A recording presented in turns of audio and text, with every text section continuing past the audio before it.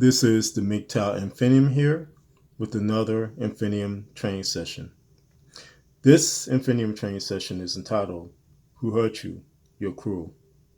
Now, my MGTOW brothers, at some point along your travels down the MGTOW road, you will be labeled as cruel, heartless, etc. Which what the feminist plantation state defines as cruel is in actuality the air of indifference you now possess because of the simple infusing power of the MGTOW philosophy. In short, you as a MGTOW no longer care about the feminist plantation state or its associated trappings because your priorities, namely that of putting yourself first, cause and consequence your air of indifference. As well, it is not a phony sense of indifference you now possess.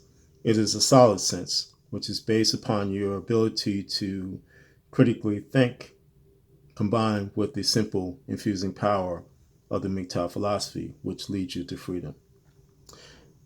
You must understand that as a MGTOW, your sense of indifference did not come about by chance, but through understanding and experience. Firstly, it is the understanding of what the MGTOW philosophy is, and secondly, it is the various experiences, both past and present, we as men go through, which ultimately cause us to go MGTOW. It is then when we as MGTOW men begin to operate in a manner of indifference, it becomes an issue with the feminist plantation state. Thus, when we as MGTOW men react with the air of indifference to what is of deep concern to others, that's when we are labeled as cruel. But internally, you as a MGTOW know why you're acting indifferently and why it flies in the face of the feminist plantation state.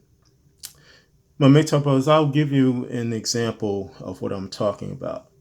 I have in prior videos cited that I was about to, in my younger days, marry a woman who was in actuality a closet single mother.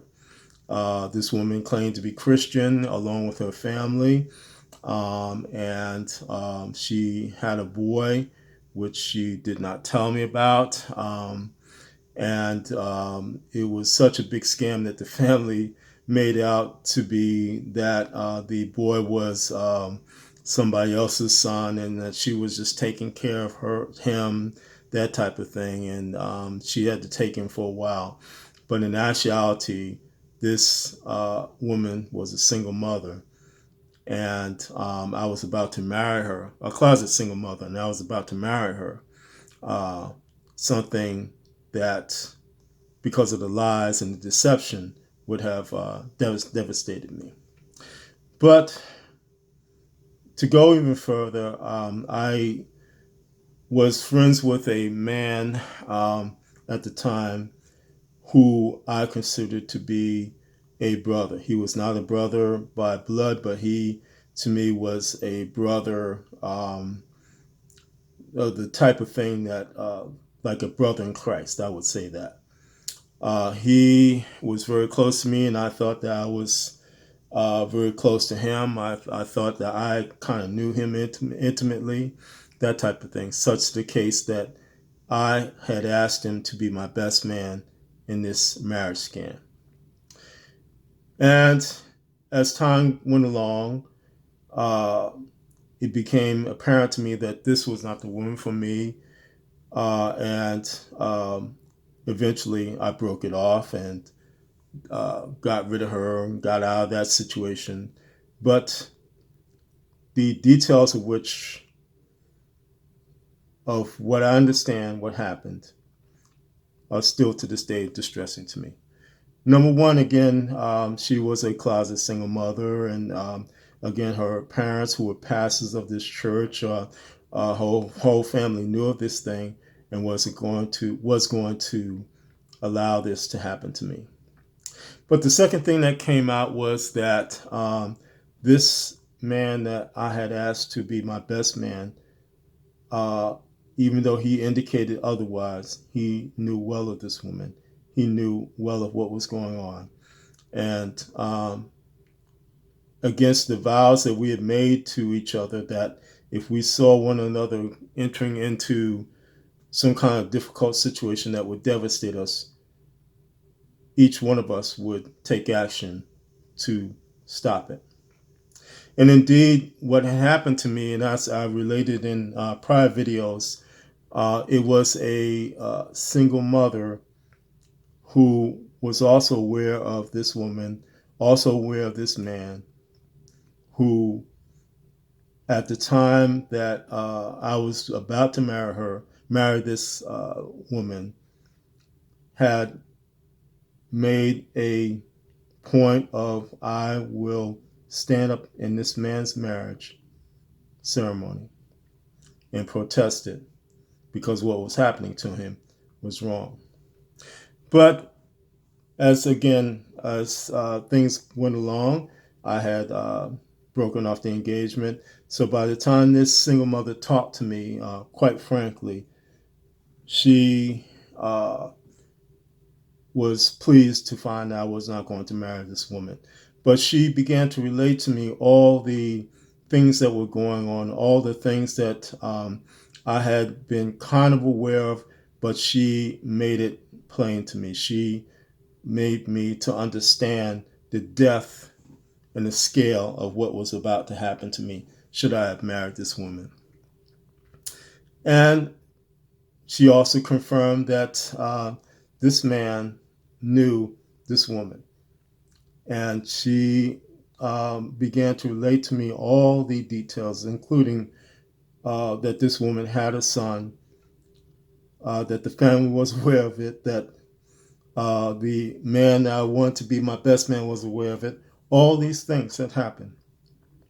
And her closing words to me was to stay single because all the women in the church are whores. And the best thing for you to do is to not get married, but to enjoy your life as a single man. And this was again from a single mother who I credit for saving me. So that's how I know that there are some good women in this world. But I would state this again. She led me into some things that I could never imagine would happen to a man who wanted to do right. She clued me into some things. And to this day, I'm an older man. It sends chills down my spine what could have happened to me. But getting back to this man and the vow we made to each other, I began to realize what he was about to allow me to enter into, and what the scale of the devastation of what could have happened to me. And as time went along, I just began to kind of walk away from this man. I just kind of put him out of my life, him and some other men that I just did not want to be around anymore because of the things that I knew of. And so yesterday, when I found that he had passed on, and other members of my family were quite upset and quite kind of horrified that he had passed on suddenly, my reaction to his death was indifference. It wasn't a ha ha, he's gone or anything like that. It was indifference because of what I knew of what had happened to me. And again, the scale and the magnitude of what could have happened to me, what could have pushed me into a suicidal action, which he was about to allow, which he had vowed not to allow in my life, but he did. And as time went along, I had another friend, and it was because of my situation that I did, in fact, intervene in his marriage, although he did not listen to me ultimately, but I did try to stop him from marrying a thought. Unlike this man who was about to allow me to marry a single mother who was a closet single mother, unbeknownst to my knowledge, I did try to, for this other friend, stop a marriage that I knew he was going to marry, I thought. And my advice to this other man was was better to be embarrassed than to be divorced. But nevertheless, he did not listen, and he was divorce raped within a year. What I'm getting at, my MGTOW brothers, is again the things that bring us to indifference when we become MGTOWs. And that's the aforementioned is just one horrific story that happened to me. But it has caused me to begin at that point, which was in the 80s, down a pathway, which is ultimately the MGTOW pathway, and ultimately a area of strong indifference, which I now operate in presently. But my MGTOW brothers, again, it is not so much of a ha, this man is gone, he should have died. It is not that.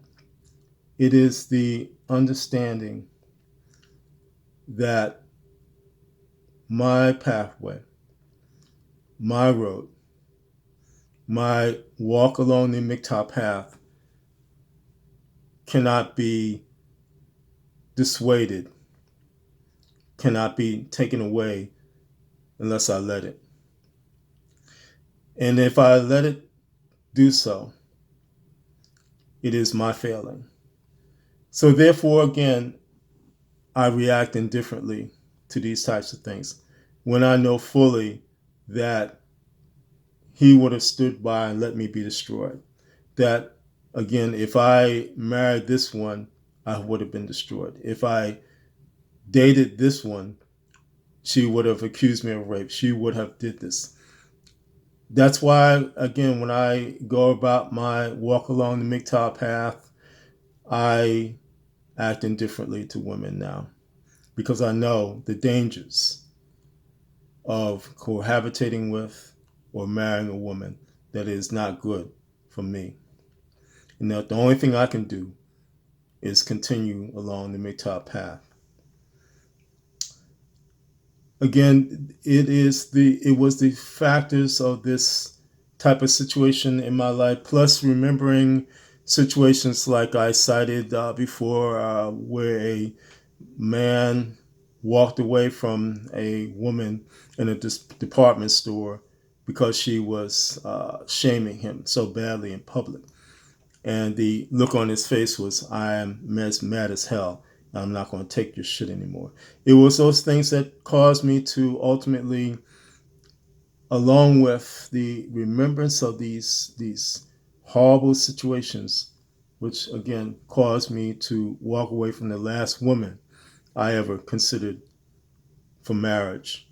And that was back in the early 2000s.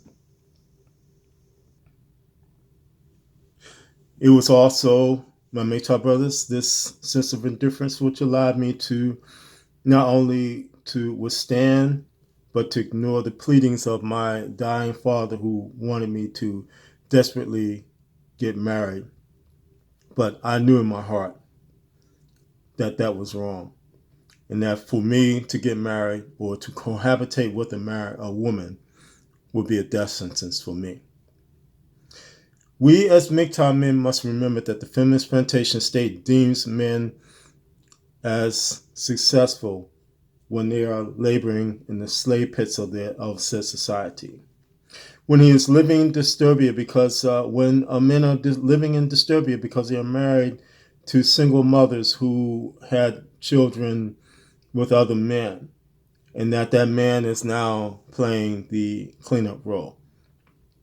When when they are being divorce raped in court and sapped of all their resources, that's when the feminist plantation state deems men as successful.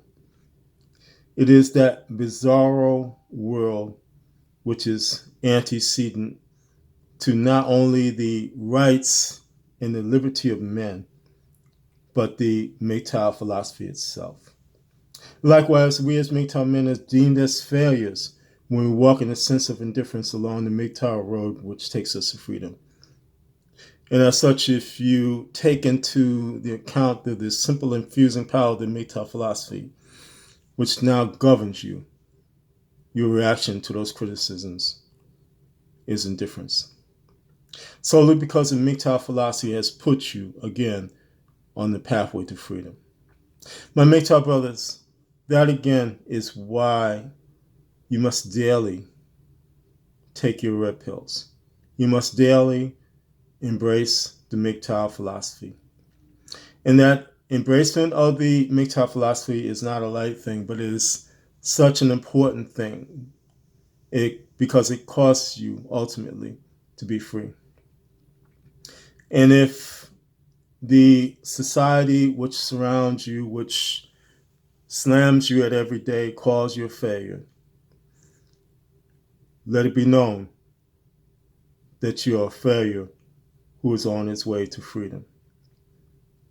And that your indifference puts it as such that you don't care about what the feminist plantation state says about you. You only care about your freedom and your pathway to freedom, which you are currently on. My MGTOW brothers, again, stay safe and stay free.